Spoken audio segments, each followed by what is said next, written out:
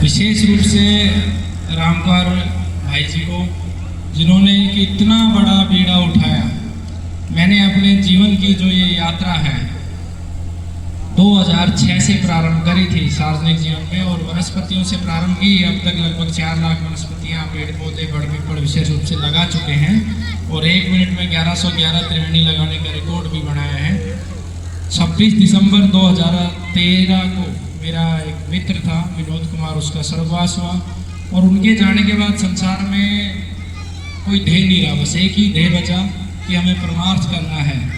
और जीवन में जो बड़ा बदलाव है वो भगत सिंह जी के जीवन पर एक आधे घंटे का सीरियल देख के आया, और उसके बाद हमारे यहाँ परमहंस त्यागी बाबा जयराम दास जी महाराज है, उनके चरणों में हाजिरी लगाई कि बाबा हमें वही मार्ग चाहिए जो भगत सिंह जी ने लिया। और बाबा जयराम दास जी की कृपा से सेवा करते करते वनस्पतियों की एक वीडियो हमारे जीवन में आई, भाई राजीव दीक्षित जी की, आखिर हम जन गण मन क्यों गाए, और उसको सुनते सुनते जीवन में जो क्रांति हुई, और उसी क्रांति का सार 2014 से राजीव भाई को अपने जीवन में उतारा, और अब तक लगभग 1082 कैंसर रोगियों को ठीक कर चुके हैं, और ये सब आप लोगों का परिणाम है।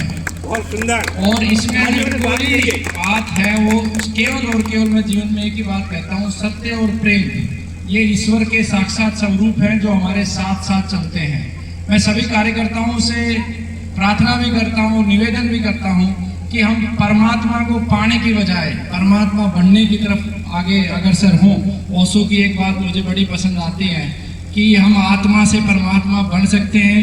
भगवान राम ने जन्म लिया इंसान के रूप में, और कर्मों के माध्यम से, गुरुजी ने आज जो बताया, कर्मों के माध्यम से हम आत्मा से परमात्मा बन सकते हैं। और परमात्मा का जो मूल कार्य है, गरीब की, दीन की, हीन की सेवा करना, पंच महाभूत का शुद्धि करना, इसके हित में कार्य करना। तो कोई भी रास्ता मुश्किल नहीं होता है, हर कार्य किए जा सकते हैं। परमात्मा ही आपको मार्ग देता है। भाई राजीव दीक्षित जी से जो मिलाने का मार्ग है वो बाबा जयराम दास जी ने, जो परमात्मा के ही स्वरूप है, उन्होंने दिया। और उस पथ पे चलते चलते सबसे पहले परमात्मा ने खेती का कार्य दिया, और खेती में 84,000 किसानों को निःशुल्क बीज और खाद और 17 प्रकार के अलग अलग खाद के फॉर्मुलेशन दिए। फिर परमात्मा ने ही चिकित्सा का मार्ग दिया, और चिकित्सा के मार्ग में हमने जो देखा, और बड़ी पीड़ा भी होती है कि आज आयुर्वेद में ही सबसे बड़ी झूठ और लूट है। ये बात बहुत बुरी लगेगी आप लोगों को, लेकिन सत्यता यही है कि सबसे ज़्यादा मूर्ख जो है आयुर्वेद में बनाया जाता है, नाड़ी के नाम पर, अन्य चीज़ों के नाम पर। तो इसीलिए सबसे पहले प्रामाणिक रूप से हमने इस देश में चिकित्सकों की प्रतियोगिता प्रारंभ करी कि किस चिकित्सक ने कितने रोगियों को ठीक किया। पहले ये कैंसर पे महाराज जी प्रारंभ करी, और 4 प्रतियोगिता अब तक हुई। तीसरी प्रतियोगिता के बाद मुझे जेल जाना हुआ। मेरे जीवन का सौभाग्य था कि मुझे 2 महीने और 3 दिन परमात्मा ने जेल जाने का सौभाग्य दिया, और उस दौरान 6 पुस्तकें लिखी महाराज जी, और एक जीवन चिकित्सा पद्धति की स्थापना दी।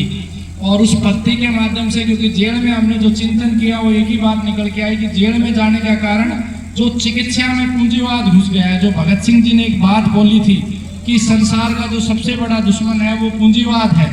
पूंजी की जो चाह है, बिना धर्म के पूंजी कमाने की जो चाहत है, वो प्रत्येक व्यक्ति का, जीव का, इस प्रकृति का सबसे बड़ा शत्रु है। इसलिए चिकित्सा से पूंजीवाद को समाप्त करने के संकल्प के साथ जीवन चिकित्सा पद्धति की स्थापना करी। उसका रजिस्ट्रेशन हरिद्वार लिया, और अब तक 1000 विद्यार्थियों को 1 रुपये में, सांकेतिक रूप से 1 रुपये से बड़ी कोई धनराशि नहीं होती है। इसका विज्ञान मैं आपको बताना चाहूँगा कि 0 से जब 1 पे हम आते हैं तो अनंत गुणा वृद्धि उसमें होती है। और हमारी संस्कृति में 1 देने का इसलिए प्रावधान था कि हम आशीर्वाद और प्रार्थना देते थे कि तुम अनंत गुणा ईश्वर की तरह बढ़ोतरी करो। तो मात्र 1 रुपये में जीवन चिकित्सा पद्धति का ज्ञान दिया जाता है, और अगले 5 से 7 वर्षों में इसको समानांतर रूप से, जैसे एलोपैथी मान्यता प्राप्त है, जैसे आयुर्वेद मान्यता प्राप्त है, जैसे होम्योपैथी मान्यता प्राप्त है, आप सबके संकल्प से और रामकुमार भाई जी के साथ से हम इसको पूर्ण रूप से मान्यता प्राप्त करेंगे। उसका कारण है इंडियन मेडिकल एक्ट में 28 ऐसी बीमारियों के बारे में लिखा है जिनका दुनिया में उपचार नहीं।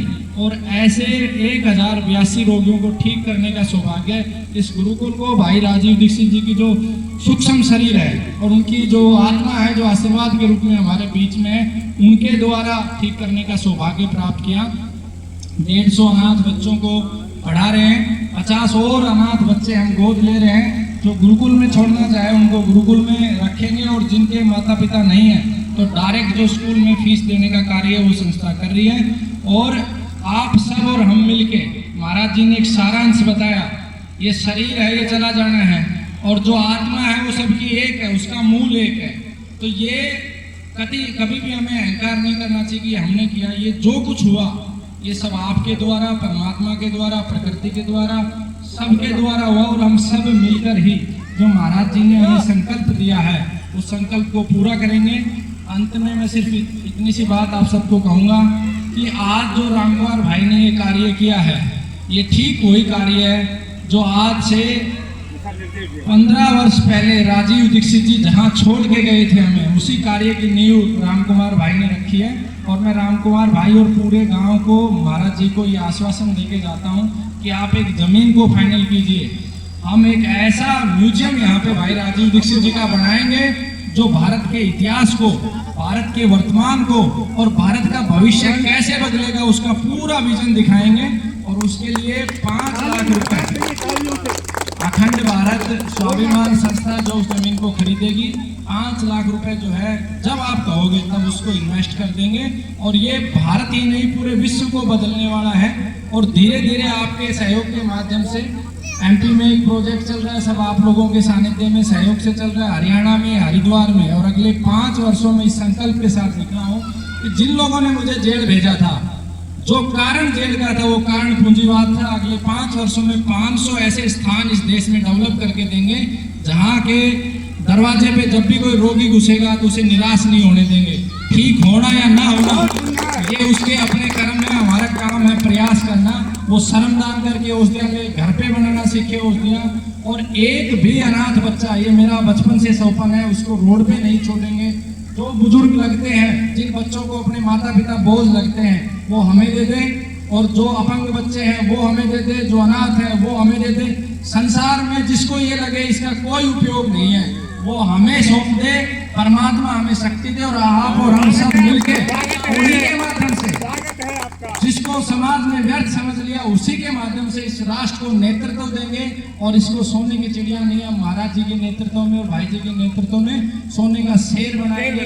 बोलो भारत माता की जय, भारत माता की जय, गौ माता की जय, धरती माता की जय, अपने अपने गुरुदेव की जय, अपने अपने माता पिता की जय।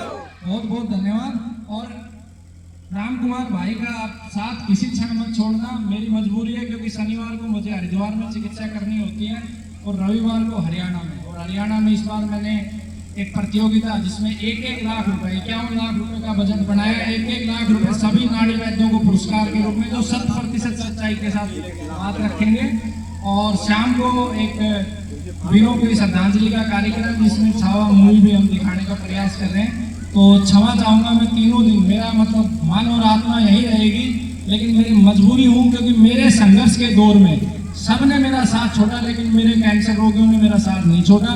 कोर्ट में भी उन्होंने गवाही दी कि जब मुझे आरोप लगा कि मैं डॉक्टर नहीं हूँ, कोर्ट में भी गवाही दी और अंत तक डटे रहे। तो मैंने अपने जीवन के संकल्प लिए थे कि रोगियों के लिए सबसे पहले मेरी प्राथमिकता रहेगी। तो बहुत बहुत धन्यवाद सभी का, बहुत बहुत।